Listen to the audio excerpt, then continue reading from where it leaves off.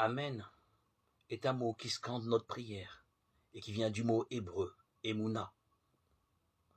Son premier sens décrit quelque chose qui est lourd et donc solide, inébranlable, comme l'amitié que Dieu porte à son peuple Israël. Oui, elle est droite la parole du Seigneur, il est fidèle en tout ce qu'il fait. Psaume 32, 4. Tu as accompli projet et merveille, sûr et stable, depuis longtemps. Isaïe chapitre 25, 1.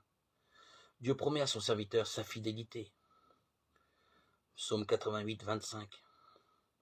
On emploie aussi ce mot pour caractériser un moment solennel, telle l'intronisation de Salomon. Amen. Et qu'ainsi parle le Seigneur Dieu de mon Seigneur le roi, 1 Roi 1, 36.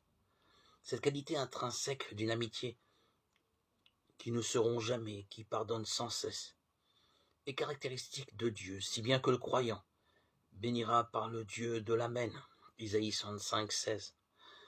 Jésus engage toute son autorité quand il emploie le mot Amen à propos de la loi, Matthieu 5, 18. Lorsqu'il prend l'innocence d'un enfant comme modèle pour entrer dans le royaume des cieux, Matthieu 18, 3, l'apôtre Paul souligne que c'est par le Seigneur que nous disons Amen. Notre engagement à être fidèle et constant dans la foi, 2 Corinthiens 1, 20. Enfin, Amen est le mot que Jean a choisi pour conclure l'Apocalypse.